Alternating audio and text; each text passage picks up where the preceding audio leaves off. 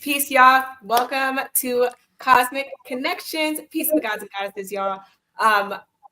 This is your cosmic hub where the ethereal meets the tangible, mysteries unravel, and souls connect. With me, I have my co-pilot Jiya, and let's go ahead and get into it. Hello, Jiya.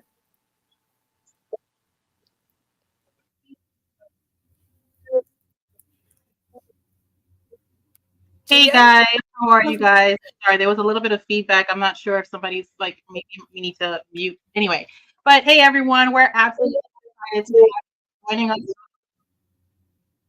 Hold on. Are you guys hearing me now? Or is it?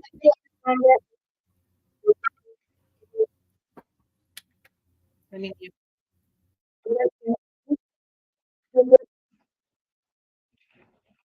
I don't know. I'm hearing a double, so I just need to stop real quick. I'm sorry. I apologize. All right. Can you guys hear me? Okay, sorry.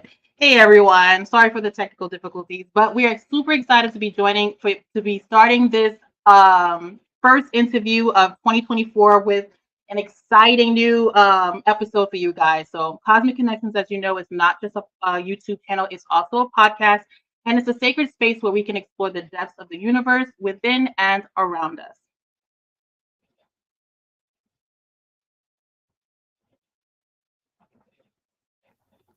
Sorry, guys, for the technical difficulties, but I'm super excited because today, obviously, we have an extraordinary soul, a beacon of light, and he's done so much for the community. And I'm super excited to have you here once again. So, yeah, let's go ahead and get into it because, you know, if you guys missed the last live, you guys got to make sure you guys tap in and watch that. Definitely. So be sure if you guys hit the notification bell so you never miss out on any of our conversations. Hit the subscribe button and let's create this community together. Yes, please. So we can go ahead and get started and tap on in. Oh, yes, you guys make sure to follow us again. We are on Spotify now. So if you guys do not want to watch, you guys can go ahead and tap on in on Spotify. But other than that, let's welcome in Rambo. Yes, our special guest Rambo is a herbalist. He's a detox specialist. He's a healer, a metaphysician, and a respected nutritionist in our spiritual community. In our last conversation, we went over the benefits of being mindful of what we are putting in our bodies. And I believe we also went over some fasting information too, if I'm not mistaken. It like Kai said, if you haven't checked out the last interview, it should be in the description or the comment section. You need to definitely check that out. It was amazing. So, but this tonight we have actually pulled a few clips that we would like for Rambo to kind of expound on. And I know you guys are going to definitely love this conversation. So we're going to go a little bit deeper tonight. And at the end of the interview, you guys will open up the floor and allow you guys to kind of call in with your questions. If you have questions, write them down throughout the live so you don't miss out, you know, on the chance to actually have it answered. You know, so yep. I can't wait to jump into the conversation. So without further ado, go ahead. Yes, Rambo.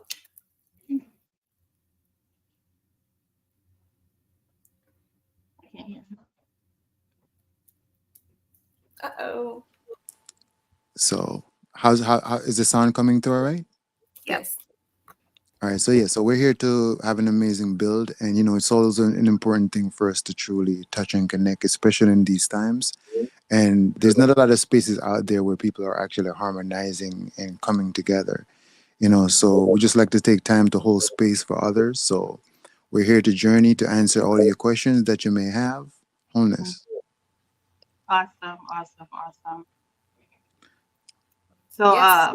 For those of you who are just learning about Rambo, never had the opportunity and the privilege of coming across this content. Rambo, can you just tell us a little bit about yourself further in depth? Like what made you start your journey towards, I guess, healing? Not necessarily towards any specific thing, just the healing aspect of things.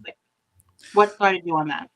Well, I will say, ever since I've gained a certain level of awareness in the reality, once I become consciously aware of my environment and myself, then I start recognizing that my energetic signature was more of a nurturing kind, which Mhm. means that I'm always trying to assist and help others because that makes me feel more wholesome. That's make me feel more alive, right?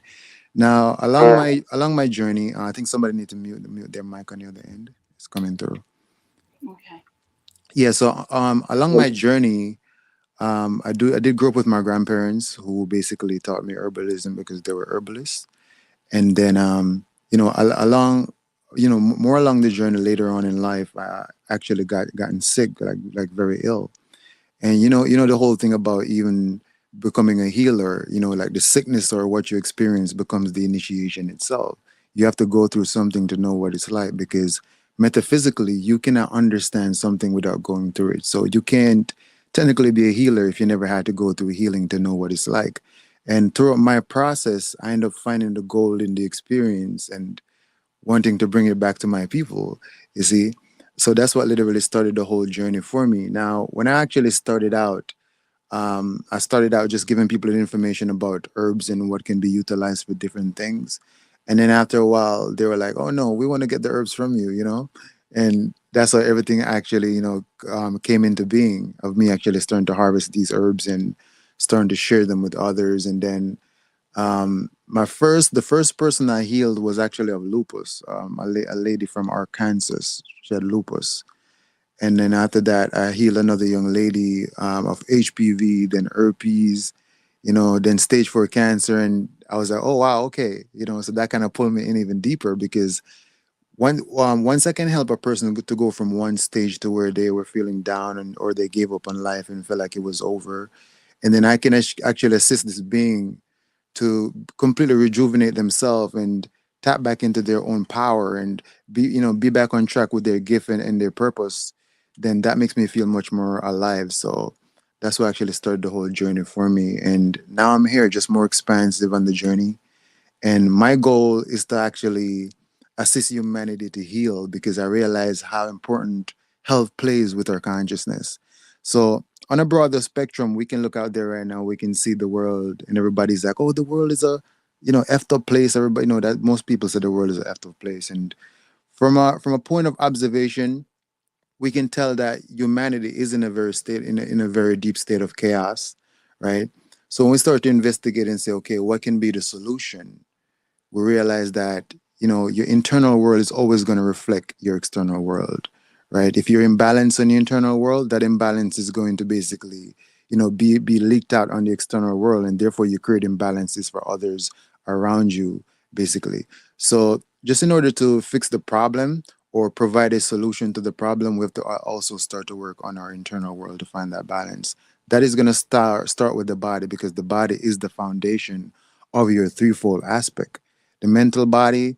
We have the physical body, the mental body, and the spirit body, and they're all interconnected. You know, so if the physical body is down, then that's going to affect the mental body. That's why whatever trauma you've been through, it affects your mental state and so forth.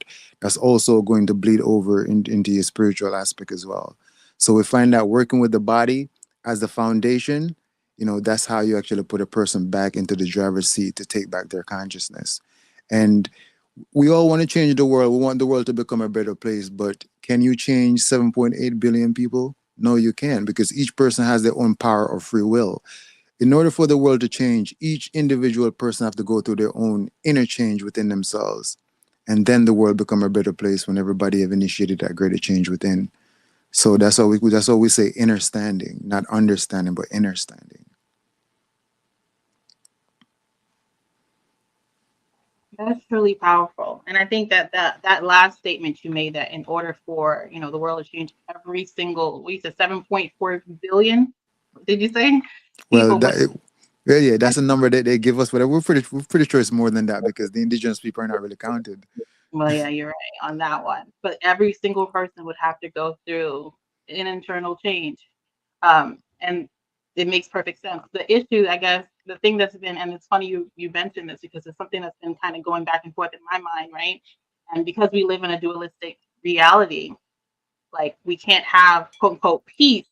We wouldn't know peace if unless there was an opposite in play. So is it possible to have a world where everyone has done all the work and everyone is enlightened?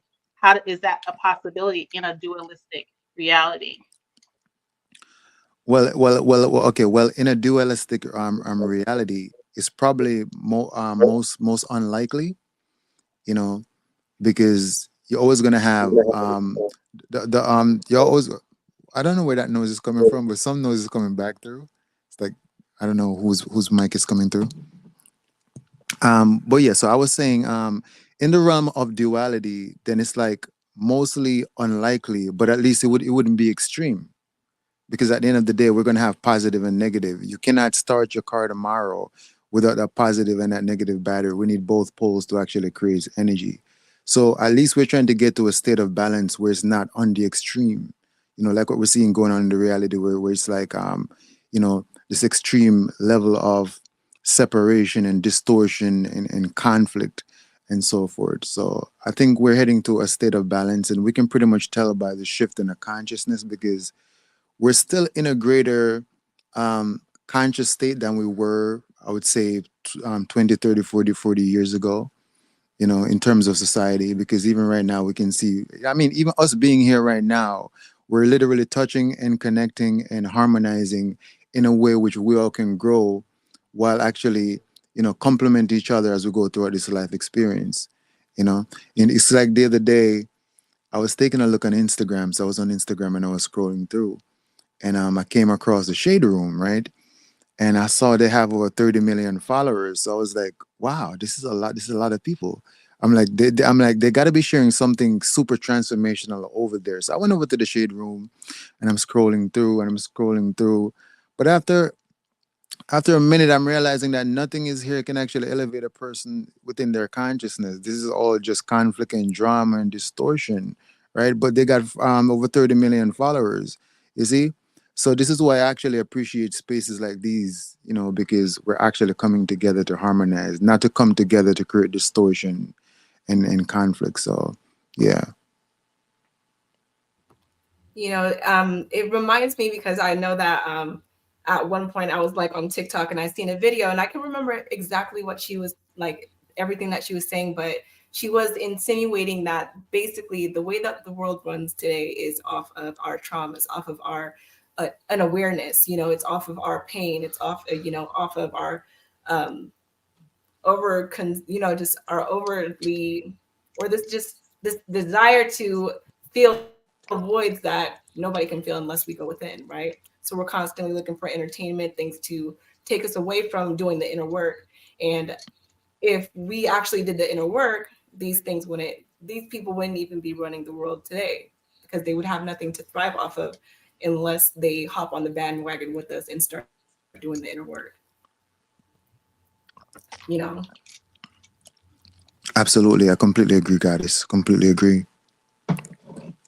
One of the things that I also, think about a lot is it's so important that we actually start to cultivate ourselves and raising our consciousness, because when we look out into the reality, most of the distortion is actually coming from people who've basically lost their way, or they're just operating in a very low state of consciousness.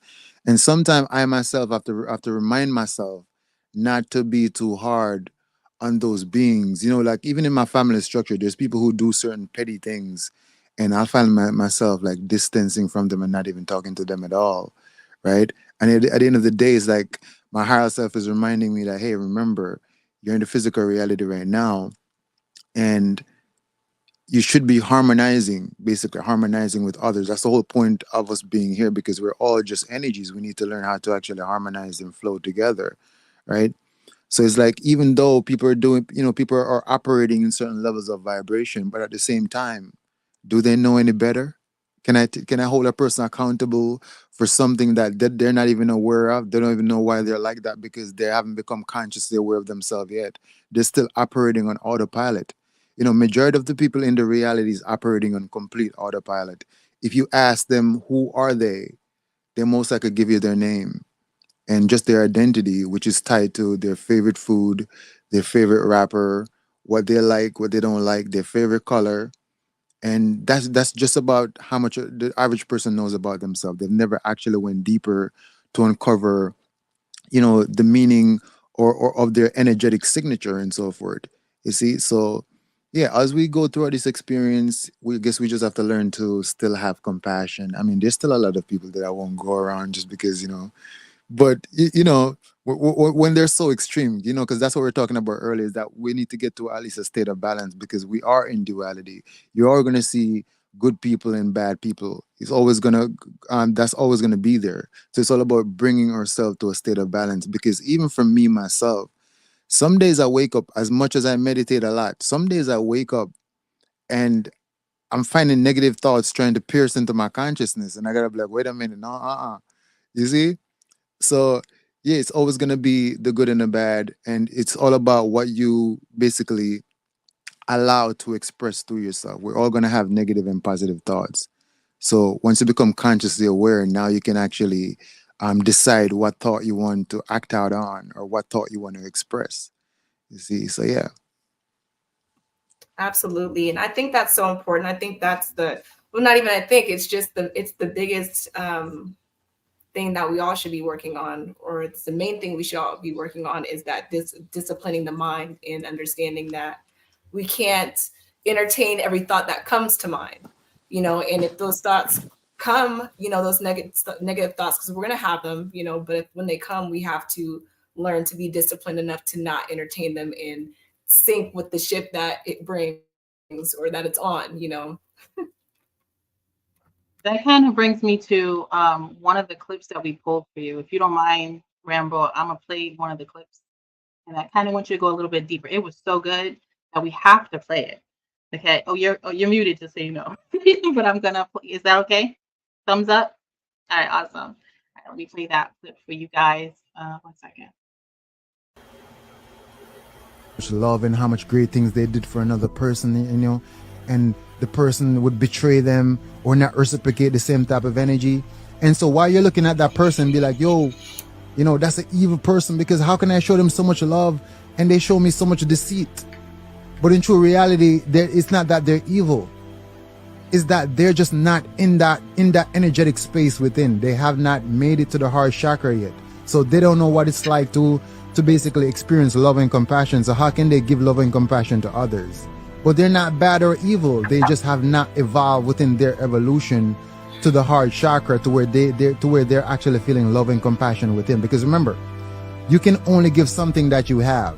Okay? So if you don't have love and compassion within you, how can you give it? You're pouring from an empty cup. There's no substance of love and compassion because you have not cultivated within yourself yet. How are you going to give something that you don't have? So you expecting people to show you love and compassion when they haven't even have it within them yet. You see? You're never going to get it. So no matter the amount of love and compassion that you show them, it will never be reciprocated because they just don't have that within them as yet. Okay? It's not because they're evil or they're a bad person. They have not evolved to that level as yet. A lot of times, they talk about how much.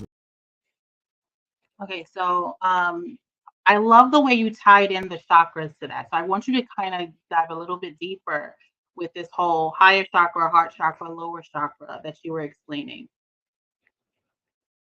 So I actually have a great book here too that really went so good about the chakra system. Let me get it here. So for all the viewers, they can see. So I have a lot of books on the chakra system, but Annie and Judith actually do a very great explanation, because just the way how she break it down and how she explain it, it's more in a more synthesized form, which anybody can actually understand. And that's one of the things that I actually value about authors. There's a lot of authors out there, but some of them, they use too much big words and they do too much to the point where you got to be reading the page 5, 6 times to try to get it. This is very simply illustrated, and so it actually talks about the aspect of the chakras. So when we look at our 7 main energetic centers, right? First of all, to understand that the Bible is a metaphysical book, and it is corresponding to consciousness. It's technically like a manual if you know how to use it, basically, because the Bible actually speaks in allegory. But notice in the churches, they teach people that they want you to think of it something physically. Like there's something physically happened, and there was an ark and Noah. Ark of the Covenant, all that kind of stuff. Those things are all about your skull and different parts of the body, right? So in the seven seals of Revelation, those are actually your seven chakras. Think about it, seven seals. Okay, this is why a person have to go to their chakra to basically unlock those chakra, unseal those chakras by moving the consciousness of the spine. So these seven seals of Revelation are your seven chakras. We're gonna have the pituitary gland, which is gonna be, because sometimes we have to tie this into the physiology of the body, because a lot of people hear about chakras and it sounds very hocus pocus because they're like, what is that? And to be honest with you, when I first came across the concept of chakra, I never really I'm like, what is that? Basically, right? And not until I start to actually feel my own, and not just that, when I start to work with the chakras, I start realizing that I've been feeling the chakras all of my life, but I didn't know what they were. You see, because also whenever I'd feel like a strong desire to do something, I used to feel this energy in my chest, and I would be like, "Yo, it's the energy in my chest says to do it," but that's my heart chakra the whole time, right? So the seven seals of seven seals in Revelation of consciousness, those are the chakras. We're going to have the pituitary gland, okay, which is going to be your crown chakra. We're going to have the pineal gland, which is going to be your third eye chakra. We're going to have the thyroid gland, which is your throat chakra, which is what I'm using right now for communication and expression, because those are the attributes of the throat chakra: expression and communication. We're going to have the heart chakra. That's going to be the thymus gland, right? That have to do with your connection that you have within everything. This is why I always say, whenever a person truly is tapped into love, it's no longer that selfish version of love where a person like, oh, I love my significant other, but I hate my neighbor. I'll kill him right now. You see, that's not love, basically. You see, that's what we call magnetism. When a person is super attracted to another person, that's actually magnetism. See, attraction to magnetism.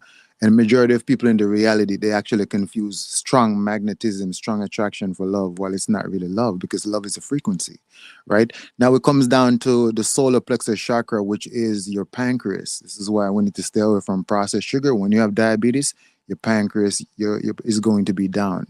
Your solar plexus is going to be down. Your solar plexus having to do with the attributes of your ego, your drive, and your passion and your identity. We now go down to the sacral chakra, which is what? The adrenal glands. Okay, that have to do with procreation, that have to do with your creativity, your sexuality, right? Now we go down to the root chakra. That's gonna be for the female, that's gonna be your ovaries. For male, that's gonna be your testicles. Okay, and the root chakra is all about stability and foundation. Now, to keep in mind that all of these chakras also have an imbalanced side to them. See, we talk about duality earlier. The chakras are always going to have this imbalance, this negative side to the chakra once it become imbalanced, right? So, for instance, whenever the root chakra becomes imbalanced, such a person start to operate out of fear. Basically, they operate out of fear. They're scared of everything, or they become angry. Those are the imbalances of the root chakra whenever it becomes imbalanced. You see, so what we're looking at right now is majority of people are actually operating. Their consciousness is operating in the three lower chakras, and because most people are not really doing no kind of meditation, they're not doing any kind of inner work. They're also carrying a lot of baggages from trauma, from traumatic events, from bad things that happened to them. They're carrying a lot of grief, a lot of grudge, a lot of regrets, and also the seven deadly sins. Okay, now I know we've talked about the seven deadly sins. How many people have actually sit down to overcome their anger, their fear, their envy, their jealousy, their greed? You see, much people haven't really confronted that. And what is to be understand is to realize that you were not born with any of these things, but you actually start to take them on, right?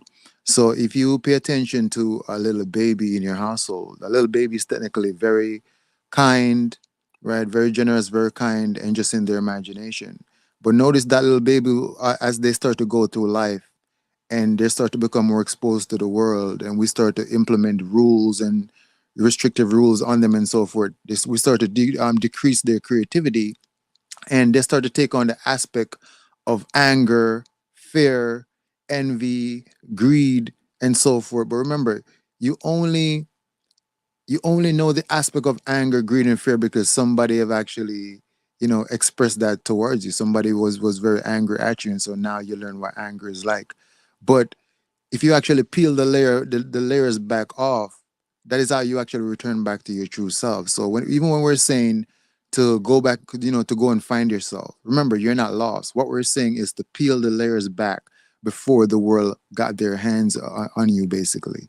You see, so most people are actually not confronting these things, and so they move from their young age with the childhood trauma all the way into their adult life while never doing no kind of inner work. So thus they stay their consciousness actually stay operating or oscillating into the lower chakras, right? And therefore that person is always going to express the aspect of the lower chakras. Okay, what is the lower chakras? As we talk about, the lower chakras is going to be about just sex, just going to be about food, stability, and the ego, right? So stability, most people they just want food and shelter. That's going to be the root chakra. The second thing they want sex, right? This is why you can see people out there like they don't even have any money to take care of children, but they're just having a whole bunch of children, right? Right. So sex. Then it's the ego. It's okay, I'm better than that person. I'm competing with that person. So 90% of people are oscillating into the three lower chakras. And until they actually start to do the real work, they're never going to actually move up into the heart chakra and the above chakras to start to tap in. You see? So Yeah. is it safe to say that because I not we talked about it last live at all, but I know that there's people who say like it's not necessarily about what you eat, but it's like you should eat according to your blood type and this that and the third. But is it fair to say because of how the your chakras are connected to what is it, the intricate system? Mm-hmm. So say so basically, in order for you to align yourself properly with your chakras, you would have to eat properly. Otherwise, there is no balance. Are we safe? Can we are we safe to say that? In a tense, because it's not like you can only eat for your chakras to actually open or unseal your chakras. You're still going to need the mental aspect, which you need to go within and let go of the things that have happened to you. So eating, so basically eating for the glands is going to actually help to balance the gland on a physiological level, but then the mental aspect of it is going to be needed to fully release. I definitely agree. And I love the fact that, and you keep saying all the clips like those, but I love the fact that you go into the whole true authentic one. You had another clip. I'm not going to play that because obviously you just said the same stuff, but like it's the you that was here before the world got a hold of you. And I think that that's really powerful, and especially on this journey to remember that I am not my thoughts. I am not my experiences, really. And those are not even they are your experiences, but they're not your experiences. You're the observer. Absolutely. Um, you know what I mean? And so remembering that is like so important. And I think it's hard. It's a hard thing to do, especially in the midst of experiences that are either painful or triggering or whatever. It's hard to remember that this is not, I'm watching, I'm observing. This is not me. I am not this. You know what I mean? It's a really difficult thing for people to do, but I think it's important that we remember that. So yeah, I definitely agree with what you said. I agree too, because I think that that's it's the hardest thing. It is hard, especially like we're bombarded from the moment that we get here. The moment that you pop out the womb, you're bombarded with these lights and all of these things. It's just like you're forced to accept these things, and we're forced to think in this certain in this way, right? And so by the time you get to a certain age to where you level up and up in your awareness of self, it becomes, it's like it's a fight because you start to experience that, what is it called? That cognizant dissonance, to where this is all you know. And then you start, it's fear, it develops or not develops, but you get kind of scared to have to let go of something that you've always knew. Like, so I think that that's just, it is hard. It is, but okay, here's what I'll say to a lot of people is to remember that at the end of the day, this is your story. Okay, this is your story. You're the author of your story, and this is your experience. So, when it comes to even like traumatic events and traumatic experiences, there's a lot of people out there that are still holding the person who caused them a lot of harm. They're holding that person accountable by not forgiving that person because they assume that by not forgiving such a person that the person is going to basically meet their karma in a more devastated way. And that's actually not true because here's the thing that you have to understand. People, okay, okay, abusers or people who abuse or hurt people are actually on to the next victim. Okay, they're not thinking about you and what they did to you because even in their own perception, they don't perceive themselves as doing anything wrong because that's just their nature, right? So think about like a parasite, like a hookworm or a tapeworm. When it gets inside of your body, right, it's just acting according to its nature. You see? So likewise, whoever hurt you in the past, you don't need to let that taint you. If you hold on to it, that's like you carrying a bag. I think Erica Badu of this song called "The Bag Lady." You got too much stuff, right? So likewise, I want you to think about it in this sense. Let's just say, okay, when you were 15 years old, somebody hurt you. Okay, you remember who did it, and you don't like that person for whatever they did because they hurt you. Well, when you were 17, somebody did you something. When you were 18 in high school, somebody lied on you. Okay, when you were at a job in your 20s, somebody probably lied. You lost your job because of that, right? Then you had a couple relationships that also went bad where you were abused or you were mistreated. Now, I want you to think about when you start to count up all of those people that have actually issued you some type of harm, right? And now you have 20 people inside your mind that you're holding on to that have hurt you that you have not forgiven. You see, now you're carrying a lot of baggages with you, you're carrying a lot of weight. You see? And once you're carrying a lot of weight, it becomes heavy. When something is heavy, it actually sinks, right? So what happened now if you actually forgive those people and release yourself? Now you've become free. Now you've become much more lighter. Now you can rise. Something that's lighter can rise. Now you can reach to your greatest potential, right?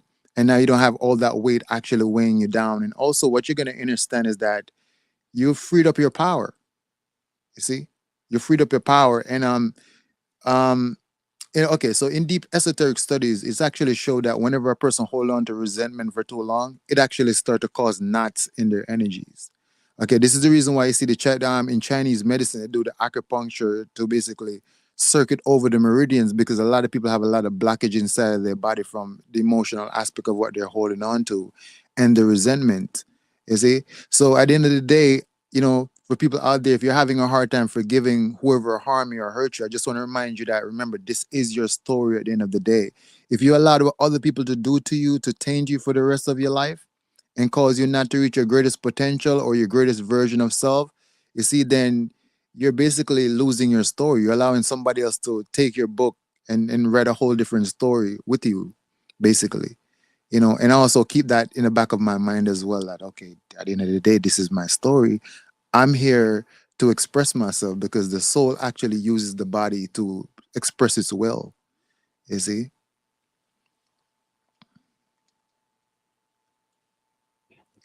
Definitely agree. Definitely agree. And like you said, it's something we have to keep in the back of our minds, so that we don't forget it. I mean, for too long at least.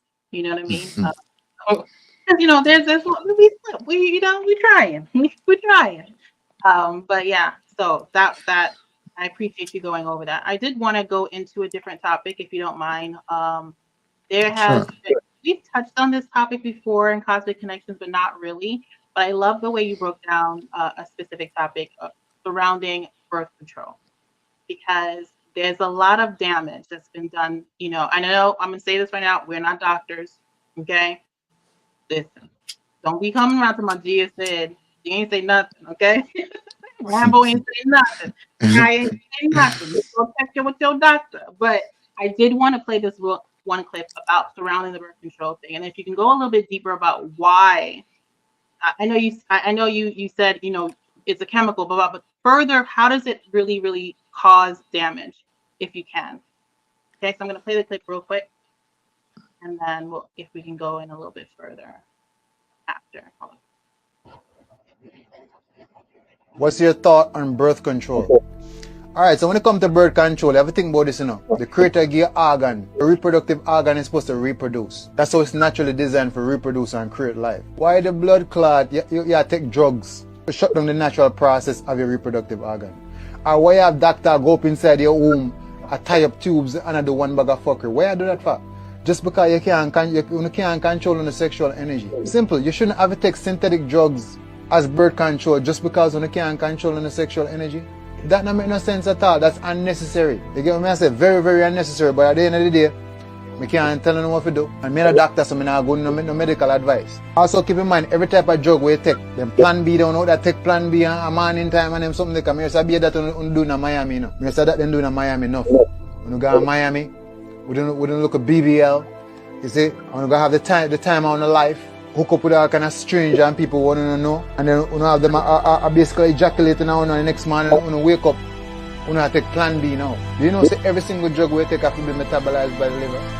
So you see the whole out there take the one bag of plan B, listen, your liver is in a very bad condition. So I actually advise if you work on a liver cleanse and start clean out your body. You can't have one bag of random man a bust off inside your womb and then you run got the drugstore the next morning if you take plan B. You know what kind of life we're not living now. At the end of the day, I'm not judging you. Do what you do, a phone life. What's your thought on birth? So yeah, I mean the liver. How does this affect us exactly when we are taking birth control? I mean, there's several things that you touched on, which we already know. You can't be random out here in these streets. We know that. Not just for your soul, but on just the medicine part of it, like if you can break that down a little bit further for us, because it's important. There's so many people who are on birth control from the time they're like 15, 16, children, and they realize later on in life, probably shouldn't have been on this thing. Yeah. So okay, so we're gonna look at it on a physiological level, and we're gonna also look at it on a metaphysical level. Now, on a physiological level, we also need to understand that every drug that you take has to be metabolized by the liver. So if you go to even say Google right now and you type in what is the main cause of liver damage in America and gout, it's going to be Tylenol. Okay, Tylenol is the leading cause of liver damage and gout in America. Now, when you're taking the Plan B pills, what's happening? Because remember, these things are made from synthetic agents, isolated synthetic agents, right? So when somebody take that and they put that inside of their body, there's a multitude of different things that actually occurs. The first thing first is that the liver, it has to be metabolized by the liver, and therefore it's going to destroy liver cells because it is a synthetic synthesized chemical agent that comes from a laboratory, did not come directly from source, right? The second thing that's going to happen is your body does not really has a natural bioprocess to eliminate drugs. You see, because technically nature did not design your body to be exposed to any kind of drugs, because nature assumed that you being in line with nature is going to utilize what nature provided. Even the very Bible tells you, herbs for medicine. That's the healing of the nation. The seeds are the fruits for food, literally. So the body doesn't really have a natural bioprocess to really remove these synthetic drugs. So what the body does, the body actually stores it away inside of soft tissues to then tries to slowly eliminate it slowly through the eliminative pathways of the body. You see? But while it's actually calcified in the body inside of the soft tissue, it actually starts to change your hormones. Because remember, the body work as a holistic machine. Any type of ingredient that you put inside of your body is going to affect every single other parts of your body. You see? So that's how it actually affect a person on a physiological level. Now, the other thing to also keep in mind is that just like how, say, painkillers work. When a person go and they actually buy some painkiller because I got a headache right now, I need a painkiller. They assume that the painkiller worked, but it actually didn't work. What the painkiller did, it turns off the pain receptors in your body so you can't feel it, but you're still in pain, right? So likewise, when a woman takes a Plan B, what's actually happening is also altering the whole process of how your body actually regulates and move things around for you to even get pregnant. It's literally shutting down those systems. This is the same reason why you see a lot of women that have been taking Plan B. Whenever they're actually really ready to have a baby, now they start to have complication because you've been taking a drug to basically shut down the natural bioprocess of how your body works. Right now, as how I've learned it on a metaphysical level, it is says because your womb is there for you to give life. That's what it's there to do. Now, once you start to actually put things into the body to shut down the process, it's like you saying to the universe, or like, okay, I don't need this. Basically, like, I don't need this. That's the energy. Because remember, intention is everything. So yes, you're taking a plan B because you don't want to be pregnant right now, but on a more metaphysical level or energetic level, you're sending that signal to intention, like, yo, I don't want this. And because you keep doing it in repetition, right, you send that energy out there that, okay, I don't want this womb to be producing anything. So you literally tell your own womb that you don't need it to be producing anything. See, so now when it's time that you actually want to have a baby, it's like, no. You see, you're the program, that chakra, to not produce anything. And also, because you've been introducing drug to the body, you've been actually damaging that chakra. See? So those are the danger factor on a physiological level, on an energetic level. Birth controls are actually ridiculous to me personally, because it's like you need to control your sexual energy, basically.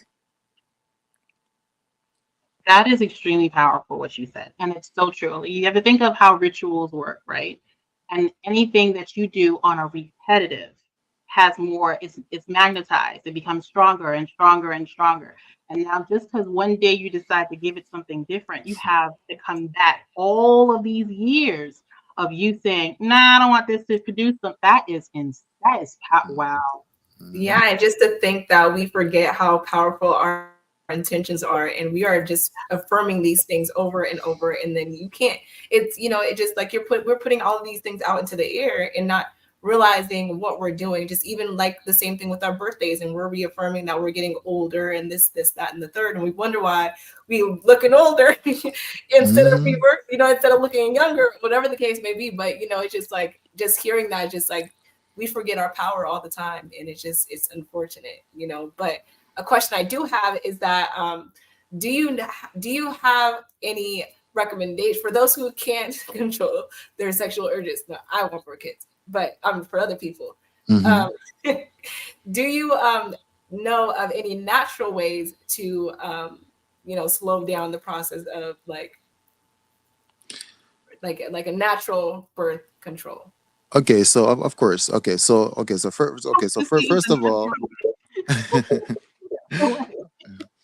okay, so we have, okay, so in Jamaica we have herbs like what we call Guinean weed, right?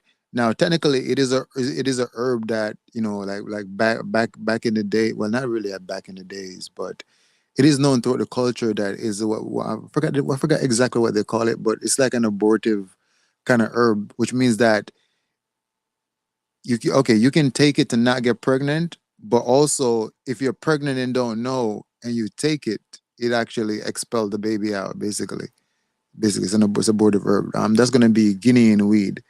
There's two other herbs that also does the very same thing, but I can't pull it up right now. Um, but neem oil is actually, it actually kills sperm cells.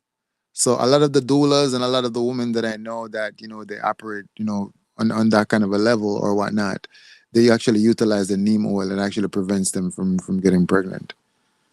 And the neem oil is also a great lubricant as well. So yes. Wouldn't that be the same thing though? The same intention you're putting out there? That's why I said celibacy, really, in all honesty. Because if I'm doing, even if it's a natural herb, I'm still Hmm. having the intention of, I don't want no baby. Right. Mm, So mm, okay. Okay. Let's be honest though. Men is supposed to learn how to do semen retention. Okay, and semen retention is basically where you also learn how to separate ejaculation from orgasm. A lot of men don't even know that this is something that are two separate things. In Montag Chia book, Cultivating Male Sexual Energy, they actually demonstrate and they talk about that a lot.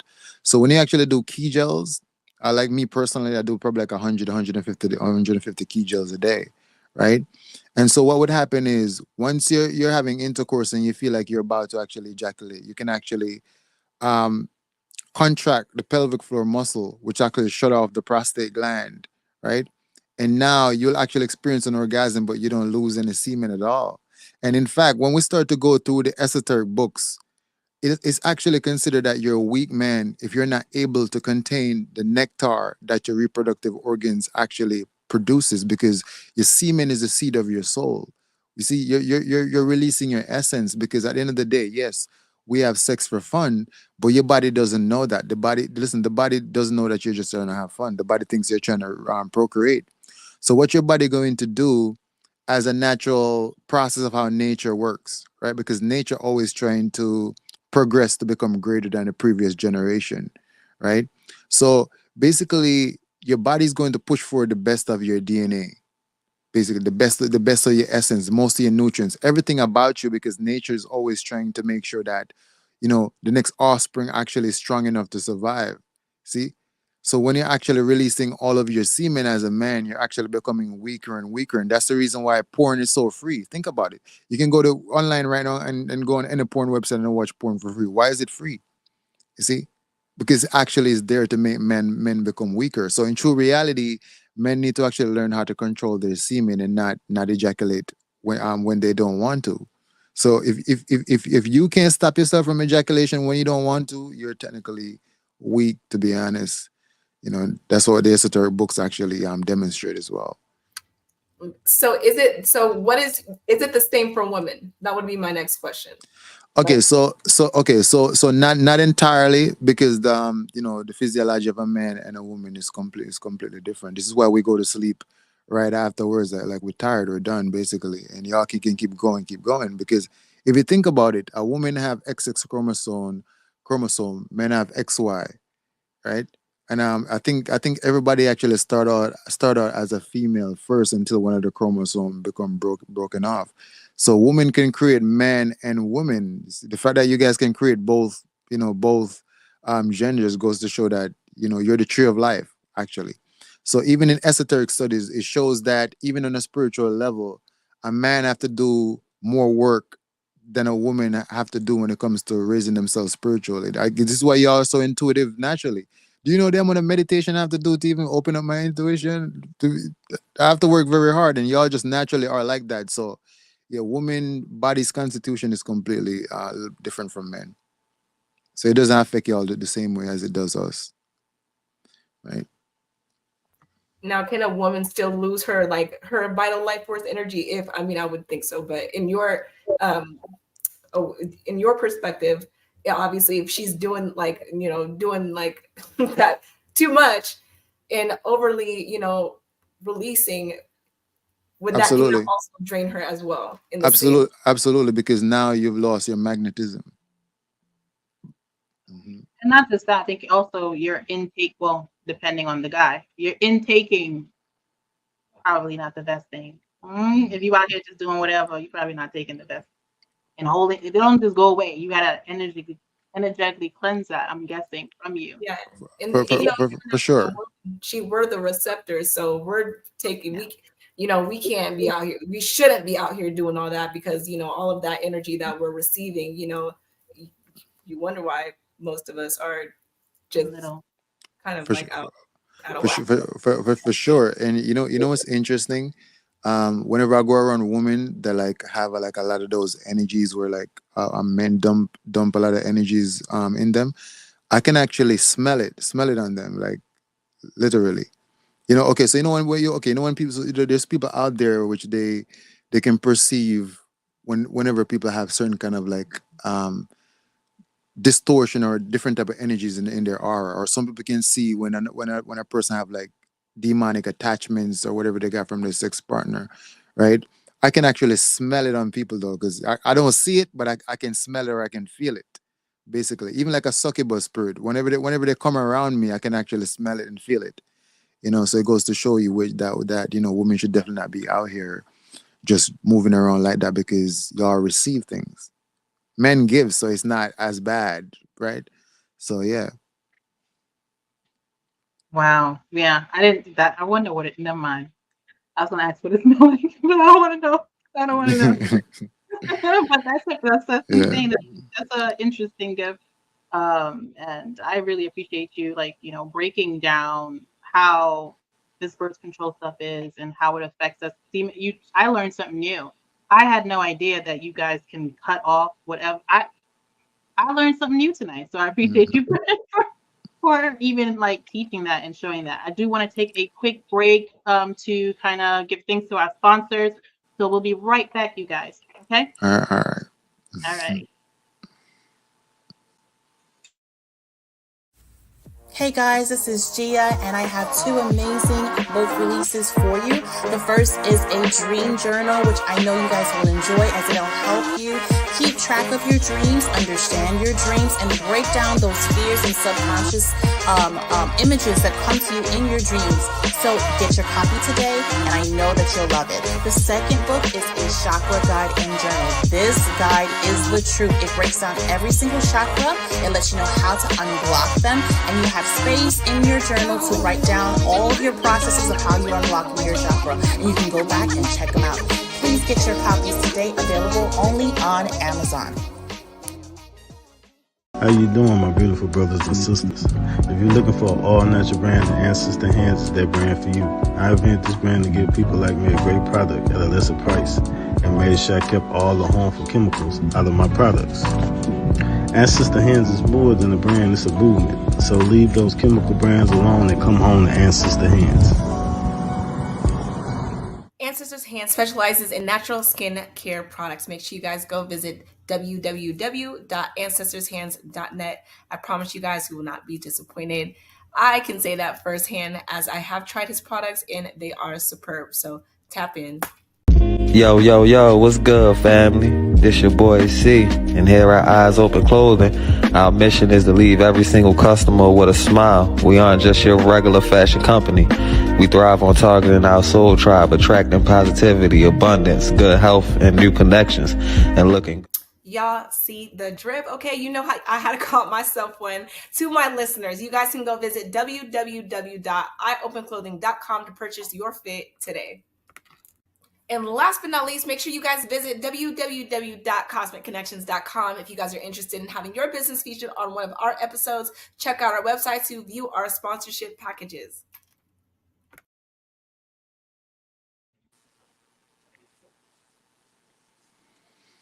Wholeness. Yes. So thank you so much, everybody, for sticking with us so far for the interview. We're not done yet. I wanted to, I guess, talk to you about what are you working on now. I know that you're still, your store is Alkaline Jungle. I just want to make sure I get it right. Jungle.com. So what can we expect from that shop? What do you exactly offer, and what services, I guess, that you're offering right now? Wow, that's a very big question. I'm working on so many things at once. It's like, wow, it's so expansive. All right, so okay, so what we do offer at our store currently is herbal detoxes when it comes to colon cleanse, liver cleanse, blood cleanse, lymphatic cleanse. Technically, everything that's needed to bring the body through that state of full regeneration and healing. Aside from that, what I'm currently working on is a few books. I'm writing a couple books at the moment, while simultaneously building a healing retreat village in Jamaica at the moment as well. So we have purchased up a whole lot of land, because here's the thing. We realized that, okay, trying to assist people in a healing process, it actually takes a lot, because the environment actually influence a lot of what you actually go through, right? So we find that even when we put a person on, say, a detox or a cleanse, and then we check back up on them within the next couple of days, we're like, okay, how much days are you on the fast right now and on the cleanse? And they're like, yo, sorry, man, there was fried chicken wings upstairs and I gave in, so a lot of people, they actually want to initiate a greater change, but they can't derive or can't foster up the willpower, because their environment that's constantly, here's candy bar, here's this, here's that. So we find that actually taking a person out of that environment for a period of time, put them in a more environment that's conducive to their healing. Like if we're in the midst of nature, I guarantee you, if we wake up tomorrow in the jungle, in a cabin where just fruits and herbs, you're not going to be thinking about no Snicker bars and so forth, because you're just not in that vibration. You see, there's no more cars outside, loud music. There's no more Wi-Fi and all that kind of stuff. Now you're just there with nature. The only thing you're hearing is the waterfalls or the birds singing or just the trees, the wind blowing through the trees. That's more natural frequency that puts a person in a more conducive state of healing. So we've decided that we actually want to cultivate that basically. So that's what I'm working on. Currently in America, I'm looking for farmland. I'm looking for land. I've been looking into Florida because just because Florida have such a good tropical weather, but I'm not so much of I'm a nature person, but I'm not so much of like a fan of snakes and alligators or whatever that. But I'm still willing to go through with it. The only thing is that the market right now, as you guys can see, is like financial rape with just about how crazy those prices are with everything. So then I'm looking into Texas and I'm like, okay, Texas is like, okay. Then I start looking into Louisiana and Mississippi, where the land is so cheap to the point where it's like, I'm suspicious. Like, how can I get 40 acres of land for $6,000? That don't make no sense. Something's not right, you know. So that's there. Land. In North Carolina, there's a lot of land here. Wait, you're in North Carolina? Yeah. Okay, we're gonna need to talk because right? There's a lot of land here. Yeah, but So that's awesome. Keep going. yeah, so that's what I'm looking at currently is I definitely want to get some kind of farming being done here in America because there's a lot of land, because in true reality there's no true organic food. You can go to the store right now, so you're buying organic fruits and vegetables, but is it truly organic? No, it's not. They're just putting the label on there to get you to spend more money, but they're still spraying or doing something to the food, right? So we need to actually be cultivating and growing our own food. So yeah.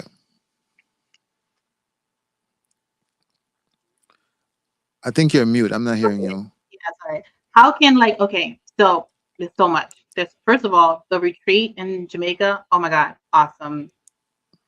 How long are you thinking? I have several questions. I don't want to forget everything, but I don't want to bombard you either.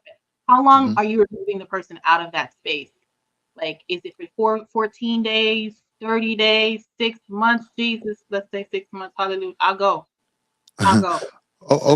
Okay. So we're gonna actually have it, because once everything is done and constructed, Yeah. we're also gonna have a section where it's gonna be like, okay, if a person wanna just have like a getaway experience, and they don't want to detox, they can just come for the getaway experience and just to be there in the environment and so forth.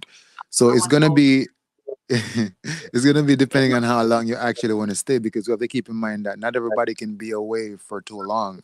They have children to take care of, they have their job, they have different layers of responsibility and so forth. But we're gonna make it to where a person can stay as long as they need to, basically. Wow. Awesome. That's so amazing. It's really, really awesome. Now, as far as that and also getting the land here, if people wanted to, I guess, help get in, like, what ways are you looking for help when it comes to these projects? Because every project, it can be a solo operation, right? So how can somebody who's listening and want to, I guess, partner up, help in any kind of way for both the Jamaican getaway and the farmland here? Because these are important things, like you said. Okay, so with the farmland here, I was, I actually joined a few Facebook groups because I find homesteading to be something so interesting. I'm like, Yeah. homesteading look cool, right? So in my mind, how I actually visualize it, if I was supposed to tell you the exact blueprint, like what it looked like within my consciousness, was like I want it to be where it's a large body of land, and then it has tiny houses on that land.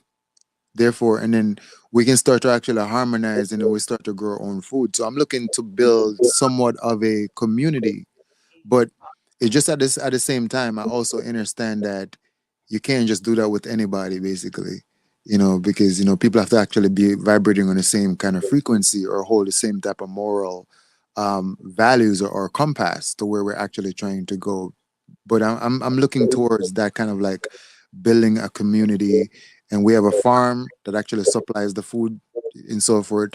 So yeah, that's how I'm seeing it in terms of the farm in America. Awesome. So I think that's amazing. As far as like your Jamaica or like, your retreat, how soon are you looking to like what's your goal? Like how soon do you plan on having this like available for us to come out there? So as of right now, construction is underway. Still right now, construction is underway. And I think I should be done in the next probably like 4 or 5 months, the latest. Because I have to also do the solar panels and so forth because it's off grid. I don't really want to hook up to the power companies and so forth. So yeah, around the next 4 to 5 months before we're actually going to be finalized, pretty much.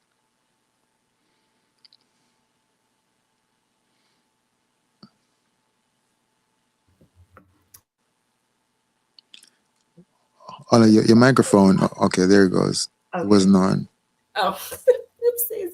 But I think that's amazing because for one, it's there's not a lot of places you can go to get that type of healing. I mean there is, but it's kind of crazy. But I don't think I've heard of any in Jamaica. I don't think I've heard of any retreats in Jamaica, as far as I'm aware. So yeah, there is retreats in Jamaica, but they're not so much Sure. of they're not so Yeah. much of authentic.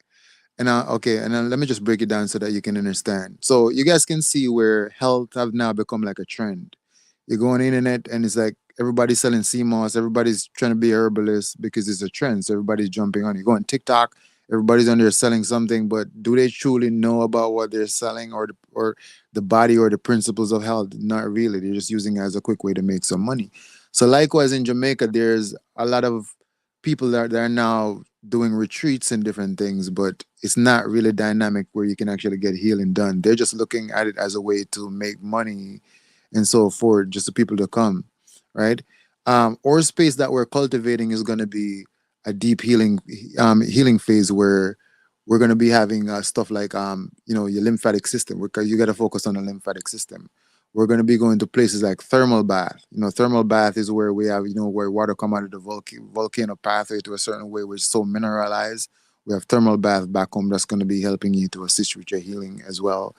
Then we're going to also have herbs in the morning, herbs basically in a day. Everything's going to be scheduled. You're going to have the bitters and the stuff that you have to take while you're there and so forth. Obviously meditation, exercise, and different kind of thing. Everything that actually conducive to a person actually healing. So yeah.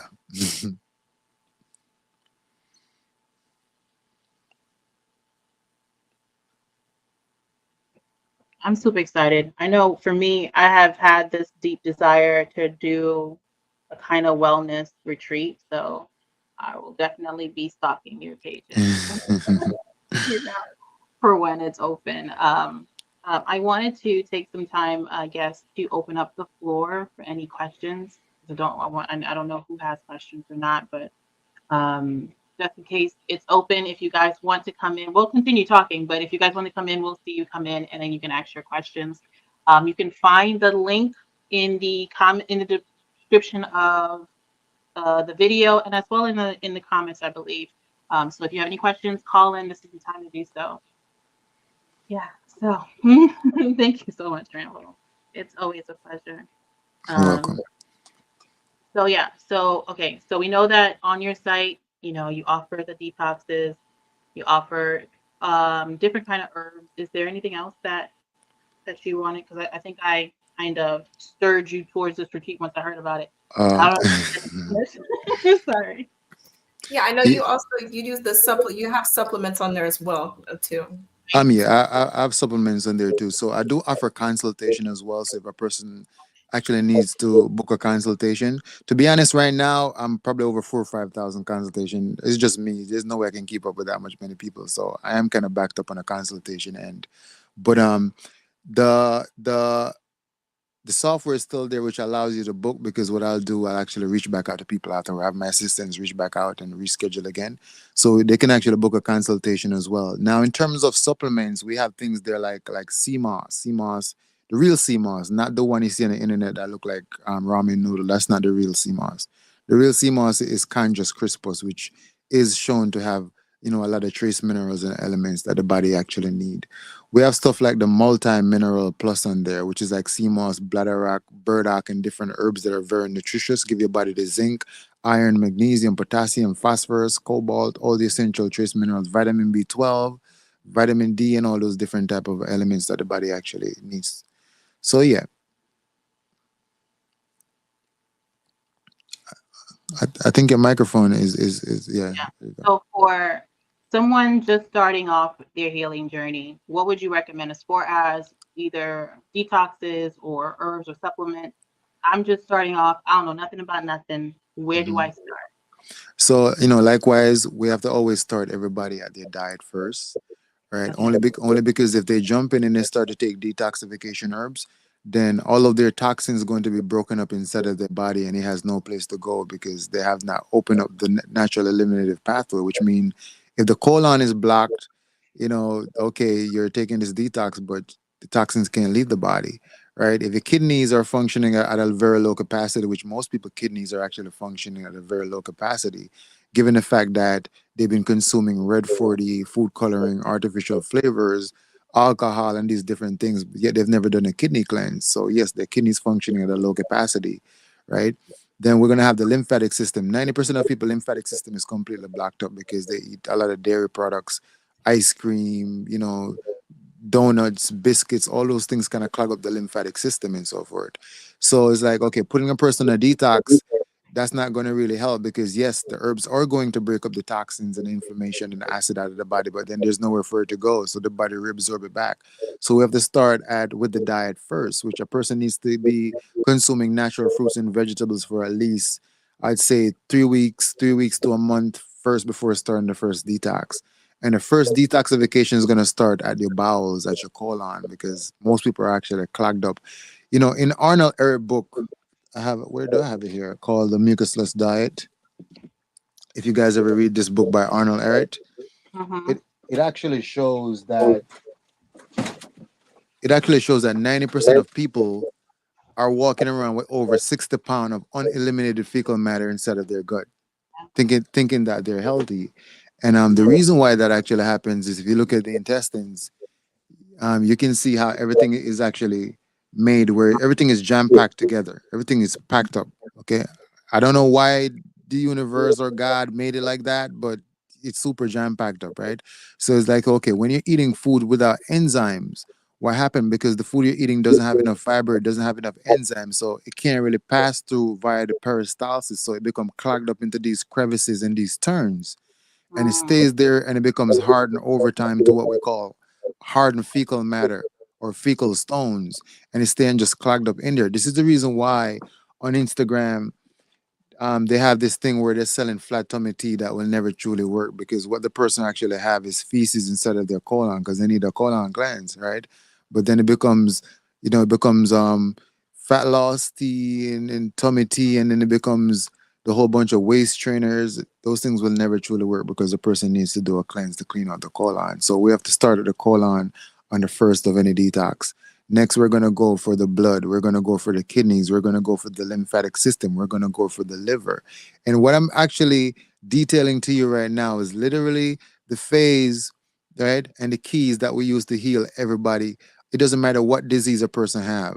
Because sometimes people be like, yo, okay, I have diabetes, I have arthritis, I have pneumonia, I have lupus, I have sickle cell. And it's like, okay, we still have to start at the same place.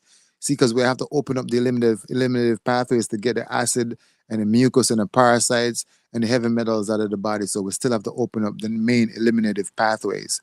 So that's literally all the keys of healing right there. Open up the eliminative pathways and clean out the internal organs. And yeah, the body restores itself because you are sitting inside of a cosmic vehicle right now containing all the elements that make up the entire universe and all the stardust and everything in it. So yeah. So would you also like suggest someone who wants to start their journey or that detox journey, who has all of those things clogged up, would you recommend that they kind of like cut the diet that they previously had out cold turkey, or do you think that they should wean into a healthier lifestyle? So I think they should actually lean into it and not cut it off cold turkey. In fact, a lot of people who will actually go cold turkey, they'll actually relapse right back into it. They're like, oh man, I can't do this. I feel empty. Like, yeah, I feel empty. I'm eating all these fruits and vegetables. I'm not feeling full. It's not working out, and they end up just relapsing back. So what I actually recommend is to actually substitute the foods that you're eating right now and allow yourself to transition over. And while you go through the transitionary process, because remember, your body is very, very intelligent. And a couple years ago, Dr. Sebi actually talked about this, and I end up learning through my own experience as well. Is that based off once you start to change the kind of foods that you eat, you're now changing basically the state of your internal tissues and your cells. And what will happen is because your body's so intelligent, is that the body will actually start to reject whenever you try to reintroduce back certain kind of foods to the body. You see, so while you're actually going through the transitional process where you're substituting healthy alternatives, and discarding the most detrimental things, the body's actually tapping into its true intelligence, because now it's being fed the right minerals, the life force, the nutrients that it actually need. So now everything is becoming more intelligent. Now later down, when you try to introduce something to the body, it's like, nah, I don't want that, basically.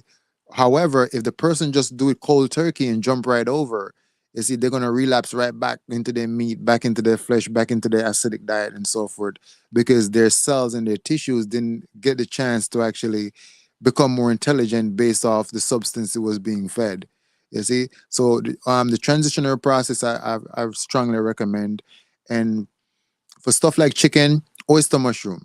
Listen, oyster mushroom is so close to chicken that I can barely even tell the difference. Oyster mushroom. Okay, for anybody out there who's struggling, you don't want to give up. You don't want to give up your chicken, even though the chicken is a clone animal, right? So the oyster mushroom is going to be good for that. You have portobello mushroom, you have baby bella mushroom, you have hen of the woods, you have king oyster mushroom, basically. You have enoki mushroom, you have lobster mushroom. So much to actually choose from. You have chickpeas, garbanzo bean. You have lentils. You want to get protein. You're gonna get that from your chickpeas, your lentils. When it comes to the rice, discard the white rice. Okay, you got wild rice. You got quinoa. You got amaranth grains. You got fonio, and these are actually the most nutritious things on the entire planet. You see. So when it comes to milk, no cow's milk, you're not a baby cow. And it's so crazy because there's so many people out there calling themselves lactose intolerant, and there's no such thing. You're just not a baby cow. It was never meant for you. See? Now remember that we all have different genetics. So yes, you may drink some cow's milk. Nothing's wrong with you. I drink some cow's milk. I end up having a bad reaction, and now they're telling me that I'm lactose intolerant. No, I'm not. I'm just not a baby cow. You see? So likewise, when it comes to the cow's milk, we're going to discard the cow's milk. We're going to utilize hemp milk.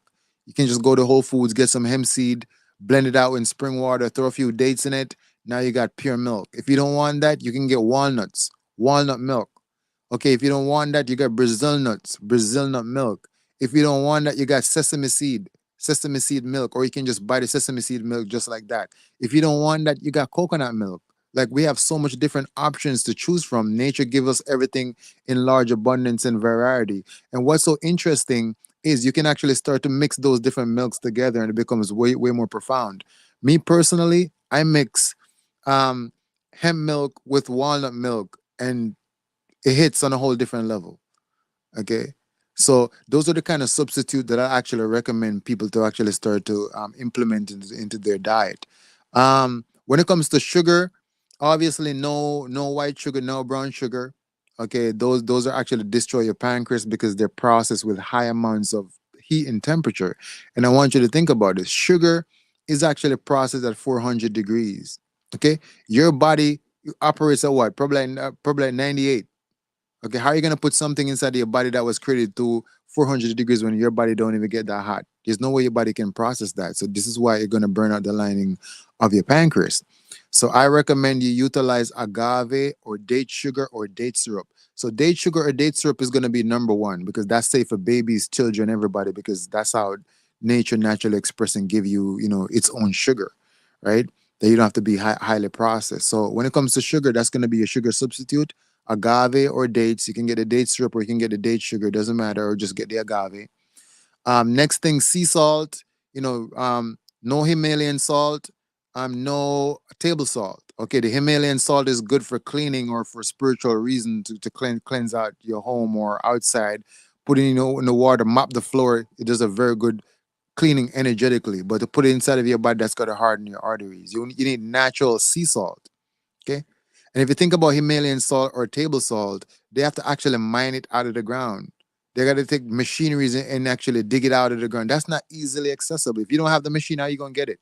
However, when it comes to sea salt, right, because we know that seawater is actually very powerful, given the fact that seawater contains the iodine that the thyroid gland, the throat chakra, actually needs that iodine to produce thyroxine. The thyroid gland governs over your metabolism, it governs over your heart rate, your heartbeat, your body temperature. You see, your thyroid gland governs over your ability to actually create babies too, because it controls the fetal development.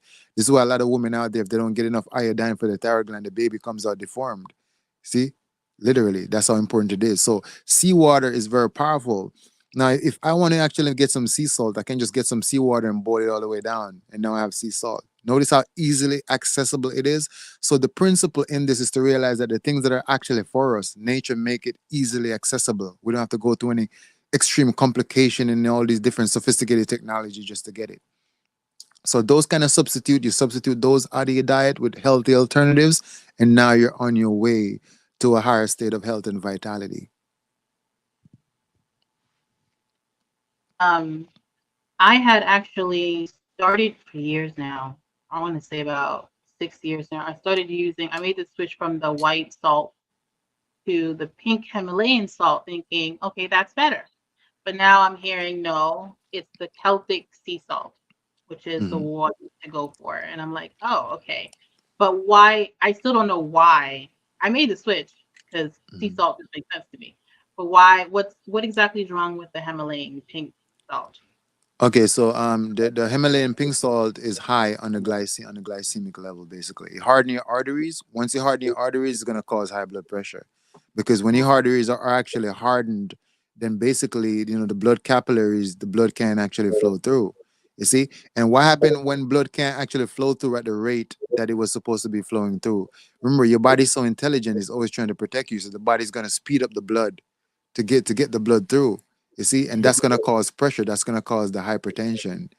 You see, so that's the reason why we want to avoid the pink Himalayan salt. The sea salt now, that's natural. That's not gonna harden your arteries because that's coming directly from source. The ocean is right there. You see, yeah. Awesome. Yeah, thank you for that, because I wasn't sure. I made the switch. It was like sea salt makes sense, but I still never understood why the other one was. Yeah, I just heard of that myself. I think probably about a month or two ago, I seen it on TikTok. I was like, no, I was like, what?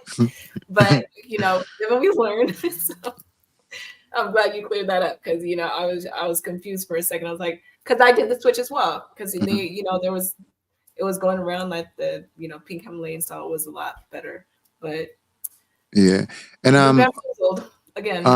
when it comes to the Celtic salt. Now, the reason why the Celtic is so good, or you're seeing it becoming so popular, I think Barbara O'Neill is actually that elder that we're actually talking about it before it started to go like viral. And the reason why the Celtic sea salt is because of the magnesium in it, the magnesium. So magnesium actually pull water inside of your cells, because magnesium. See, so that's the reason why it works so good to keep you hydrated, because they actually pull water into your cells. So yeah.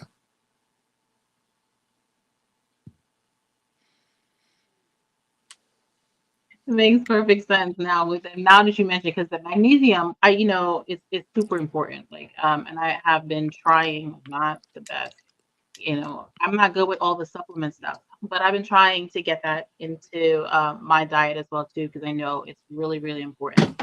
So that is awesome. That even though I might forget to take the actual supplement pill, my sea salt is kind of helping me on that end too. So awesome. I love that, because I have to be more disciplined with those kind of supplements. So yeah, thank you for sharing that, Kai.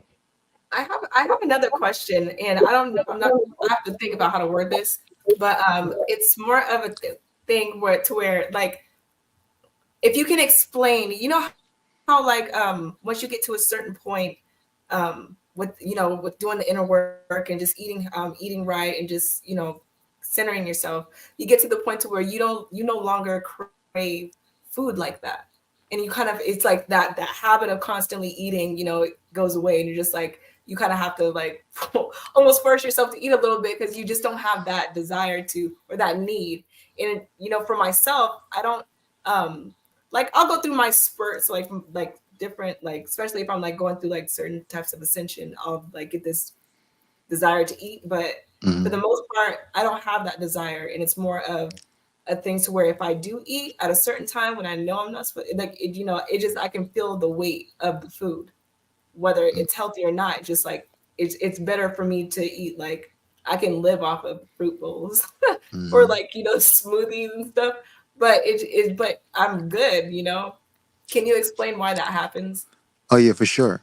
Okay, so first, what you have to understand, we talk about the body being a cosmic vehicle, right? A cosmic vehicle is made up of all the five elements, air, earth, fire, water, and ether. Ether is going to be the mind. Obviously, you can't touch the mind. Nobody's ever seen the mind. This is ether, right? Then you're going to have earth, air. We're using air right now to breathe and talk. The earth is going to be your flesh. That's why you have the copper and the iron and different things, right?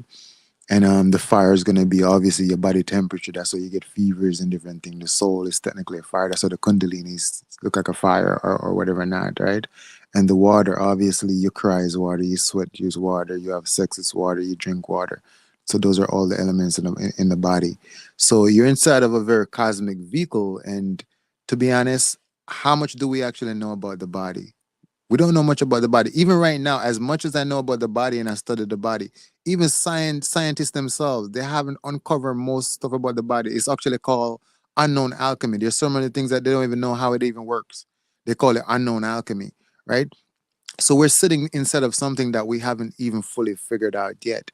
Now, what we've actually learned about the body is that once you've actually perfected your diet to a certain extent, and you start to go to your ascension, you become less dependent upon physical food and start to pull energy from the elements around you. This is why you have breatharians. How do you think breatharians can actually live off breath and eat no food at all?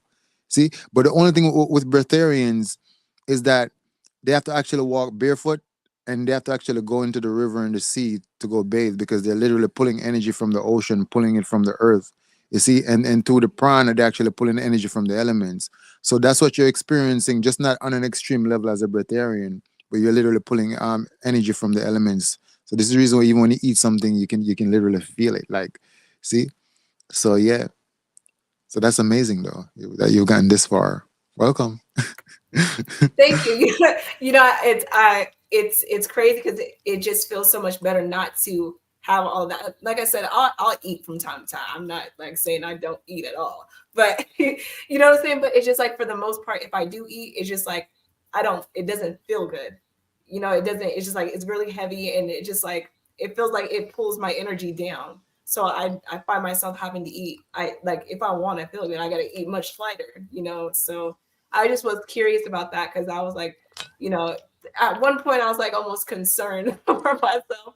But I'm like, I've heard it before to a degree, but never in detail of why or how that happens. But I think I understand. Mm-hmm.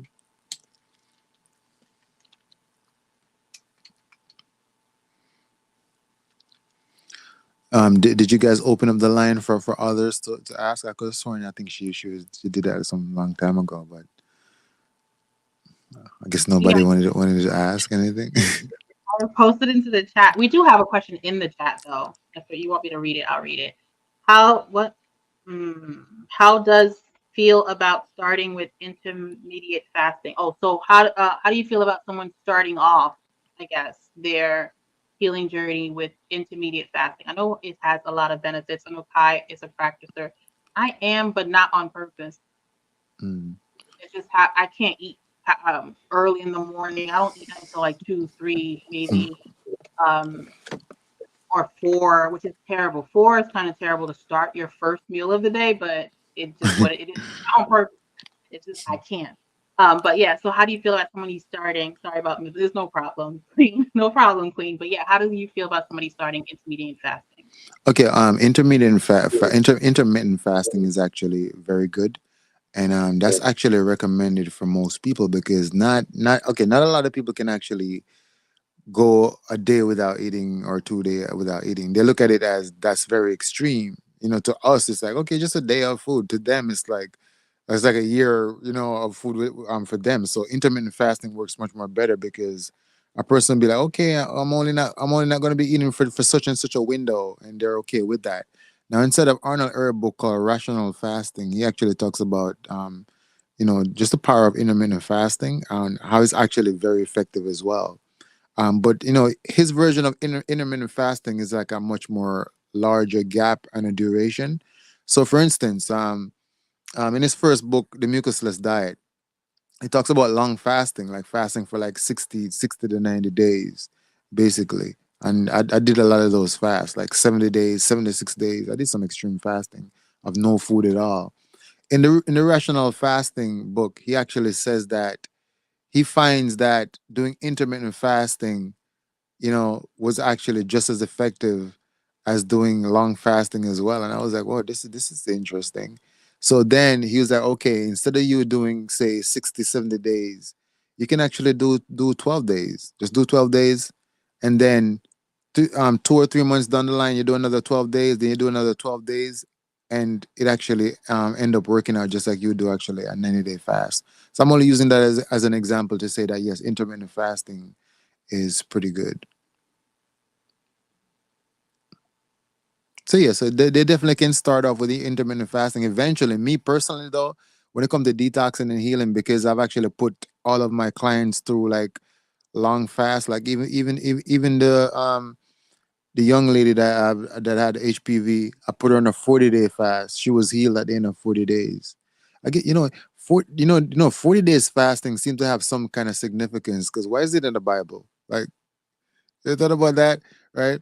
I put her on a 40-day fast, yeah, and at the end of 40 days, she was healed. And honestly, I wasn't even ready for her to go get a test because I didn't even think it would have been done that fast. It was gone, right? So yeah, so fasting, yeah, fasting is, I would say fasting is one of the best healers because your body literally go through its own regeneration. So think of it like your iPhone. Right now, if your iPhone is glitching, you can actually do the factory reset. Fasting is like a factory reset.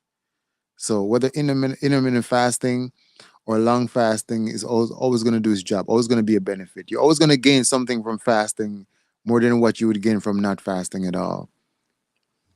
So like during that 40-day fast, what exactly did you like? What was the routine? Was it like what times did she eat, or like what did that minute fasting look like for her? Okay, so that actually was not an intermittent fasting. That one wasn't intermittent. No, that one was Oh, was so it's was just very straight through?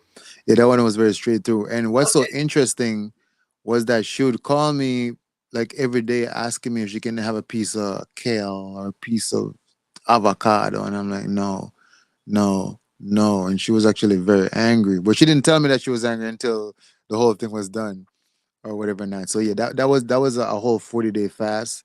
And we went that aggressive with it only because HPV, herpes, these things are parasites, right? The parasite that live inside of the nervous system that hides in the nervous system. So when it comes to these kind of things, you have to be much more aggressive, which means that during our 40 days they're fasting. Um, I had her on I had her on colon cleanse, blood cleanse, and a lymphatic system cleanse 3 times a day. Then I had her on the bladder rack and the sea moss afterwards because think of it this way: once you cleanse a person, and you're pulling all of that waste out of the body, you're gonna also pull minerals from them. They're gonna lose certain minerals and nutrients. You're gonna have to replenish that back. So the bladder and the sea moss combined was actually to basically replenish back all the minerals that was lost. So I had her on those 3 teas every day, plus the bladder and sea moss at the end of the day for 40 days straight. So she was kind of depleted in energy. She didn't have like a lot of energy, but she wasn't so depleted to the point where she couldn't move around and go do what she had to do, basically. So yes. And so like do you think it's because you know how there's water fasting. Do you think that it's more beneficial to like? Do you think it's ever beneficial to do just a strict water fast? Because the water doesn't necessarily have all the nutrients needed within it to, kind of sustain you and keep you alive during your fast. So what do you think? Okay, so let me be completely transparent with you on this one. So when I learned about fasting, and Arnold Ehret books, because Arnold Ehret was basically, he's the one who uncovered, or make fasting become so famous, because even the famous saying, mucus is the cause of all disease. When people say, Dr. Sebi said the mucus is the cause of all disease, they actually come from this guy, because Dr. Sebi studied him. He's the one who actually uncovered that, basically. So I went through his book and I started to fast according to his book, which is water fasting. He promotes water fasting, right? And so at one point, you know, I thought that water fasting was going to be the most efficient fasting based off the information that I came across on fasting. And so when I went to my first water fasting and my second water fasting, it was so extreme to the point where I was so weak that I was rolling on the ground to the bathroom. I couldn't walk. I couldn't stand up. No energy. Right? I was so depleted because I'm not eating anything. I was so skinny to where my family started making fun of me. They called me cancer patient, and why are you doing this to yourself and all this kind of stuff. However, I was healing though. Like my skin, my eyes, everything was like so radiant afterwards. So then I came across another naturopath that Dr. Sebi talked about, Pavo Ravioli. He talks about Pavo Ravioli as being the number one nutrition in the world, basically. So I looked him up and I found some of his books, and I went through a few of his books about juice fasting. And he actually breaks down the principles of juice fasting and how it's actually way much more efficient and superior to water fasting. And he actually showed all of his clinical research and everybody that came to his health ranch, that he put them through the fasting with the juice fasting. And it made completely sense, because what he's saying is that juice is giving your body minerals and nutrients. So that's actually assisting you in the cleansing process, because the body has something to work with. Then when you're just giving the body completely water alone, the body have nothing to work with there. So it becomes much more aggressive, you see, and not as efficient as juice fasting. And so I can definitely, and to my own experience of actually doing long juice fasting, when I do long juice fasting, it's like that's the reason why my skin even look like the way it is. People are like, what, why your skin is? Because of juice fasting, literally. See, so yes, juice fasting is superior than water fasting, given the fact that it doesn't leave your body completely depleted. We have a question from the same person who asked about the I can't say it. Fasting. Intermittent fasting. Someone has a bowel movement every morning. Would Rambo say it's a sign of a pretty healthy colon? Personally, I would say that doesn't necessarily mean you have a healthy colon. Right. It's a sign, yes, but that doesn't necessarily mean to me.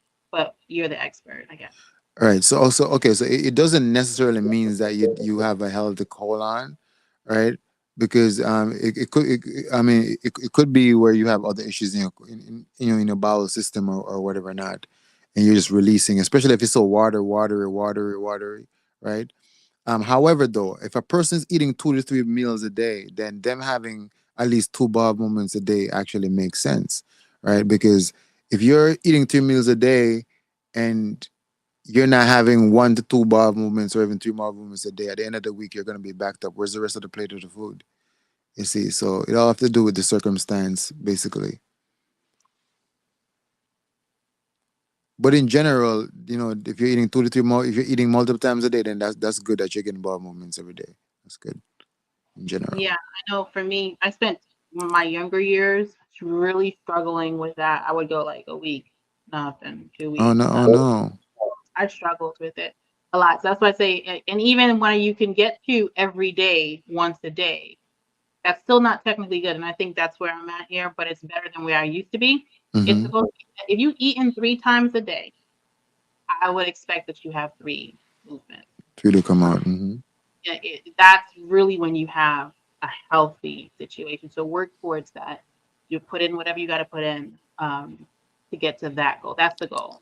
And fiber is going to be key here. And we don't really talk about fiber enough. And see, inside of your intestines, we have what we call the peristalsis action, right? Because your intestines actually are muscles. They have muscles in them, and the muscle actually contract like that to allow the food or the waste to actually move over to the another segment, to where another muscle also do the same thing. And it's like squeezing like this to move things along the line. However, this function that's called peristalsis does not actuate without fiber. Okay, Mm, so a person need to have sufficient amount of fiber in their diet, otherwise they're going to end up constipated, basically. yeah. Or in my case, medication. It's probably the no. Yeah. I do want to get on this because he actually mentioned it twice. So you mentioned having starting with the when it comes to starting your healing journey, start with what you put in your stomach and then healing that your colon, right? And I mean, you talked about how we walk around with about 60 to 70 pounds, and I've heard this before, of fecal matter. She's asking, how do you feel about hydrocolonic? I hope I'm saying that right. How do you feel Okay. about that? Okay. So hydrocolonics are good, but taking a colonic is good when a person is severely constipated or a person have colon cancer, where it's Mm, like, okay, it's necessary for them to be cleared out right now because they've been backed up for so long. They need an immediate relief. You see, so that's good. That's good. However, though, because it's a colonic, it can't truly get through the entirety of your digestive system. So it tends to only get out. Wait, let me see if I can just position this so you guys can see it. So it tends to only get out a small part of your large intestine, which means it'll get your sigmoid colon, right? It'll catch probably like the ascending colon or part of the transverse colon, but it doesn't get the rest of it, basically. You see, so it's like, okay, what you need fiber and you need the herbs that's going to go all the way through the entire digestive tract and scrub the walls. You see, because the colonic is going to pull out whatever it can pull out at the edge, but it can't go through all these little turns and crevices to be, you need the herbs and the fiber to scrub the walls to pull all of that hardened fecal matter and loosen up those fecal stones out of there. So a colonic is good. A person can do a colonic, but it shouldn't be their main way of cleansing. You still need to fiber in your diet, and you can utilize stuff like papaya and papaya seeds. celery. Those yeah, I heard about celery. I never actually utilized it, but yes, Yeah. flax seeds are good as Yeah. well. Yeah. Awesome. Kai, you have any more questions? I did. Just give me a second so I can remember. I was like, got tuned into what you guys were saying, and it just made me think of chaga tea because because I had some like because I went out and I went to go, got back from California and I did have like some salmon and stuff like that and you know Terrible. Mm, by the time like I got back home, I was screwed up, So I had to get, I just realized, I mean, I knew what was happening is because I'm not used to eating so like a lot like that. And so it was just mm, kind of screwing me up. So I had some of my chaga tea and it helped. mm.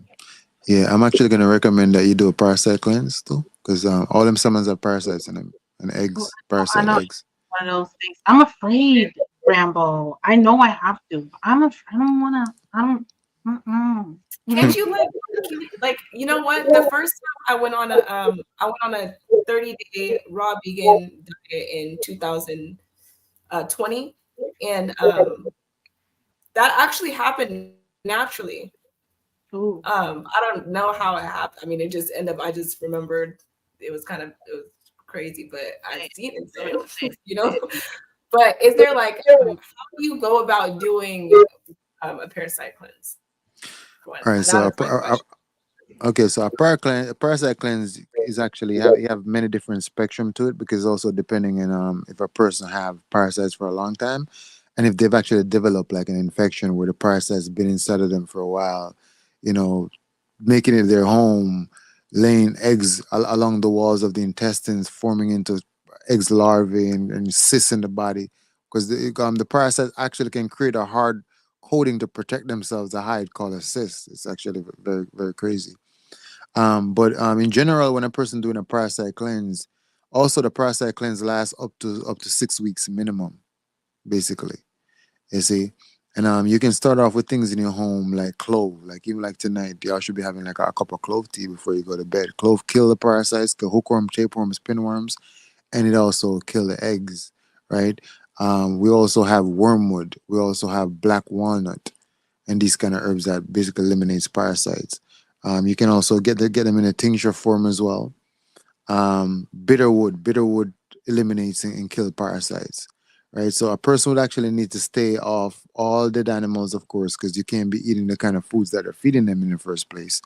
Then the person gonna also need to get off all processed sugars, of course, right? You stay on a fruit vegetable diet. Not even a lot of fruits, because believe it or not, they feed off the fruits too after a while. There's nothing else because they're parasites. They're gonna look for something to feed off.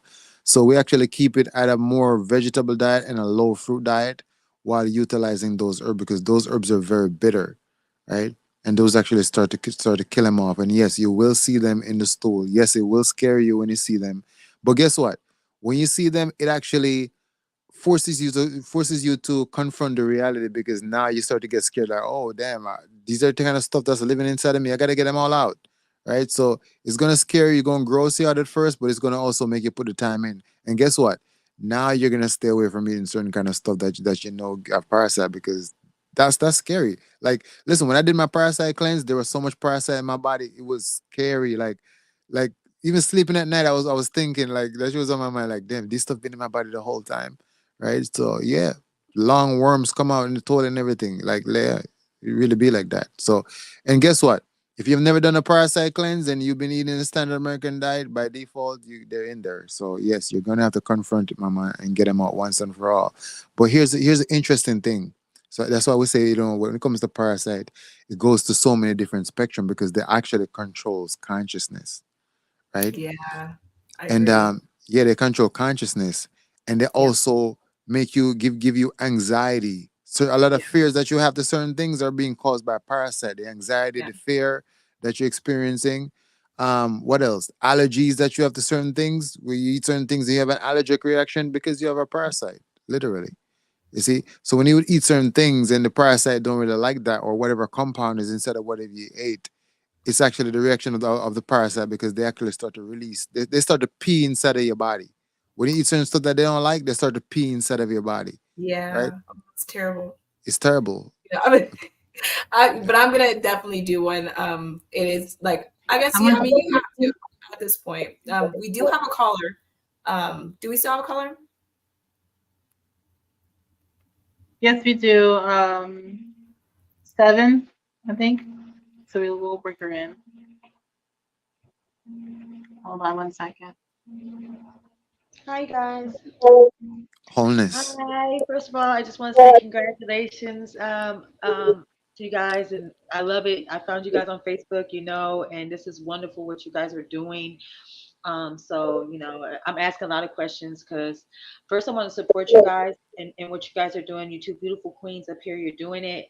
Okay, so thank you so much for this, and thank you, Brother Rambo, because um, I have questions because I did I'm getting older in age, and it's funny that you mentioned parasites because you could do the mental health thing and do your therapy and talk, but when you get inside the body of letting things out, and you said about parasites having an effect, I was going to say it probably would affect people's moods, their anger, things of that nature, and I'm just trying to turn a whole new leaf over because I have a lot of traumas that occurred very recently, and I'm dealing with it in all sorts of ways. So recently, something was like, well, you need to change your diet up.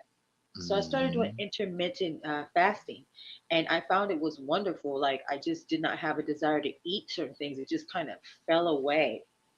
Um, and then I had did a hydrocolonic just one time, but it left me so open. Meaning, when I was done, I was just so cleansed out. I got very, very sick afterwards because I had nothing else to put back into my body to kind of seal the deal. But it was a wonderful thing. So I would think for like a person like me who's moving into things slowly. I'm in my 40s. Um, uh, I mean, like I said, with the intermittent fasting, would you suggest to do the parasite cleanse next along with that? Because intermittent is kind of more of a staple for me. or would you suggest doing like the detoxing with the colon? What would be your suggestion as to be the next added on before, just to get things out of Mhm. my system? All right, so that's gonna be your colon. You're gonna start off with your colon, but you can also do the parasite cleanse while you're doing a colon cleanse because most of the parasite actually lives inside the colon anyway. So Okay. so basically, when you kill them, you want to be there flushing them out, right? Hmm. Now, also the next thing I want you to understand is until you actually clean out your vessel completely, you have not experienced yourself or your consciousness at its full authentic capacity as yet. You see, because you got stuff inside of the vessel. Now remember, in the Bible, as a metaphysical book, it tells you that the body is the temple of God.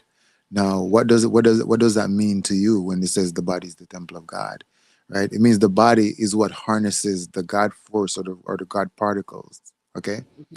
So likewise, inside of your temple, okay, if your temple is clean, right? If the temple is clean, basically you can harness more of your own God force energy or particles inside of the body, which means that your consciousness and your awareness will actually go through a phase of expansion. You see, because the body, remember, the body is the foundation, right? So I want you to think of it in this tense. Let's say you're about to build a house in your backyard or a 3 4 story house in your backyard, right? If the foundation is not strong enough and you're trying to build and go up on multiple levels, it's going to come tumbling down because the foundation cannot support it. Hmm. You see? So, given the fact that your physical body, because you have the physical body, then you have the mental body, then you have the spirit body, right? Or, or you even have the psychic body or the emotional body, these different layers, but they're all on top of the physical body being the foundation.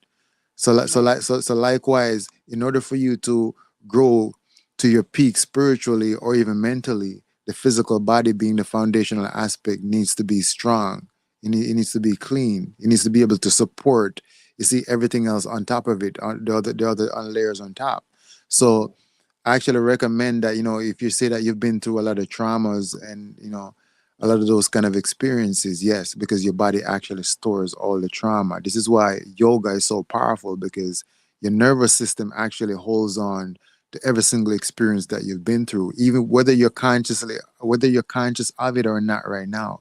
Each and every experience that you've been through. This is why even when you're in a car and you get into a car accident or whatever, your nervous system actually stores all of that shock in it. See, or even women who have been through a lot of different traumatic experience, like even physical abuse, if they ever put into that circumstance ever again, it actually triggers them because the nervous system remembers. And you see, the nervous system think, "Oh, I'm going through the same thing again. The same thing is happening again," right? So understand that the physical body. This is why you have to work on the physical body to allow it to release, and you got to clean it out so that you can ascend within your consciousness on all other aspects. So yes, start off with the body and start doing the cleaning. Obviously, it's not going to be easy. Otherwise, everybody would have been doing it. It take discipline, but what it actually really take is self-love. Love yourself enough to the point where you're not going to consciously eat something you know is bad for you, or you're not going to keep engaging into the same things that you know is not elevating you, basically because you love yourself enough. Yes, you've been through a lot of traumatic events and experiences, but do you love yourself enough to rise out of that? Is he regenerate and keep going, and start to paint your own story? Yes. Yeah. Yeah. Yeah. Yeah. Because I don't want to keep you up, but what I'm finding is that the trauma I had was very recent, and I'm finding that no matter how much, because I'm a loving person, I just want to love, love, love, love, love, and this what this trauma did is took away my it took away my softness, and no matter how much I try to get it back with the therapy, I'm just like, when I, exactly what you said, when I feel that, oh, it might be happening again, I automatically go into her. And it's not that I'm not still working in my God conscious, but I don't want to have to work in that protective. I want to work in the different love conscious. I want to work with love. And so for me, it's like, okay, there's something, I need to start working out again. I need to get this out, because I can feel it. I can feel, because I'm like, no, this is not, it's not normal for me to just be um like this. it's not, this is I see it, I recognize it, and I want the healing. So thank you guys very much for taking my call. I appreciate it. And thank you for sharing this with me. And I'll continue to guys to watch you guys. You guys all be blessed, and thank you for sharing this knowledge with us. It's a beautiful thing. I really, really appreciate it. You're welcome. And Thank you um so much. but just before you go, I will say that meditation is going to be the key for you, so that you can release, and don't allow don't allow bad experiences to basically taint you, because you want to remain in your authenticity. If you're a natural loving person, then love, that's your power. Don't allow anybody to basically rob you of that. But then here again, it's like, but what if my also my authenticity part is like, yo, I'm because like I'm an Aries and I'm pretty like yeah, like I'm a protector. I feel like I'm a mama bear and stuff like that. But it's coming off a little not love. So it's like I just need to find the balance between protection and a kindness. Hmm. So I'm not as aggressive, you know what I mean? I just don't want to be that. I don't want the things that I say, the behaviors I do, or me coming with such a passion or an aggression be misread as something that can be traumatizing to someone else, you know? So yeah, totally. Absolutely. I get it. Thank you so much, you guys. I really appreciate it. Mhm. All right. Absolutely. Thank you so much for tapping in with us. I will say to her, moving forward, that the protection that you need, because I went through the very same experience. Because for me, as I said, once I became consciously aware of myself, I realized that I have a nurturing energy, because I naturally just want to be there for others and assist others. That's what makes me happy. But and I used to assume that other people are like the way I am, until I had a rude awakening. I realized, yo, people are not, they don't operate from the heart like I do. You see, and so Yes. I had to basically become like toughen up a little bit. But what used to happen is the people that I'm supposed to show that love and compassion to, I wasn't showing it to, because because of what happened to me in the past. I'm like, I can't trust nobody, because But then I end up had to learn to return back to my authenticity. But then the protection that I needed was actually my discernment and my intuition. So I would say to the goddess that develop, that meditation going to develop your discernment and your intuition, and then you'll basically know how to protect yourself by not allowing yourself open to just anybody. Because remember, light is going to attract negative and positive. That's right. Okay, literally everything going to swarm in, just like when you if you shine a bright light somewhere under the forest or in a cave, or even the light fixture in your house, all the bugs and everything's attracted to the light, basically. You see, so you have to have the discernment and your intuition to basically protect you, because some people are going to be there to rob you of your energy. Some is going to harmonize with you because they feel what you feel. You see, because your energy reminds them of their own, so they'll harmonize with you, while others are trying to harvest that energy to take it away from you. Because again, we are living in a physical dimension that operates on duality, right? Yeah. Yeah. And I think just to add to that is just, because I'm an Aries moon, and so I get it. You have this, just it's kind of rough having that. But what I will say is that just being aware of that trigger, or just that aspect of yourself. And when you get into those moments to where you want to lash out, or you want, like, you feel that energy rising up in you, you have to learn to speak life into yourself and bring yourself back to that space of, to recenter yourself.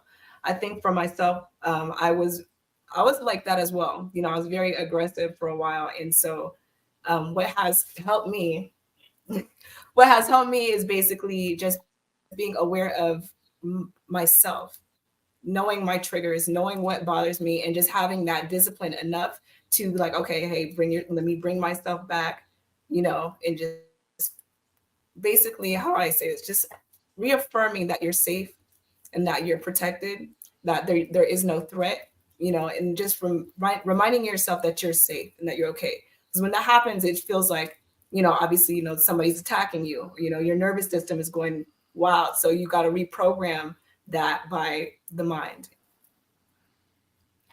Absolutely. Mhm. So yeah, thank you so much, Rambo, for joining us. I just want to express my thanks again for coming back. and sharing your knowledge, sharing your time and your energy with us. We really, really, truly appreciate it. And I hope that it's not the last time.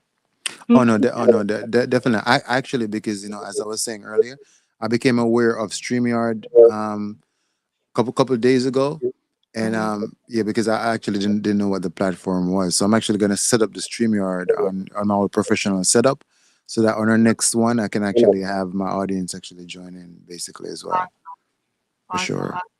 awesome. I can't wait. So we'll definitely, I'm looking forward to the next one. So thank you everyone for joining us tonight. Your presence and energy um, contribute to our community. We would like to give a special thanks again to Rambo for joining us again for this amazing live. And before we part ways, don't forget to express your love by hitting that like button, sharing the live with your fellow reflections, and subscribing to Cosmic Connections. Be sure to hit that notification bell so you never miss out on our upcoming videos or lives. And I'll let Kai continue further before we leave. Yes, you guys, thank you so much for tapping in with us. Thank you for the for Seven for calling in. We appreciate it. Rambo, of course, thank you so much for your presence. We honor you, and you've done so much, in your short amount of years here, and we just thank you for what you're doing and the changes that you're making and allowing us to just get, or just, being able to interview you and be able to share this space with you. It's exciting, and I'm just thankful that you are that open to be able to express For sure. all of this knowledge and all of this goodness, and it's really nice, and it just makes me thankful to have this platform and be able to share with people like you and with energy like yours. For sure, as we go throughout this human experience, whatever this is, obviously we're being put through a process so that we can elevate, learn, right? And it makes sense for us to actually assist each other and harmonize as we go through the experience together. So that's just really what it is. I'm just here to, harmonize with the like-minded individuals or people so that we can just build together throughout infinity, because there's no beginning and there's no end, Yeah. right? So we might as well start building and loving each other. So yes. Ashe. Ashe. Well, again, thank you so much, you guys. Subscribe to Cosmic Connections on YouTube. We're also on Spotify, so find us there. And other than that, we will see you guys next week. We do have our first episode of Raw Conversation, so make sure you guys tap in, set those notifications, turn them on, and yeah, peace, y'all. Wholeness. Peace. Bye, guys. Bye.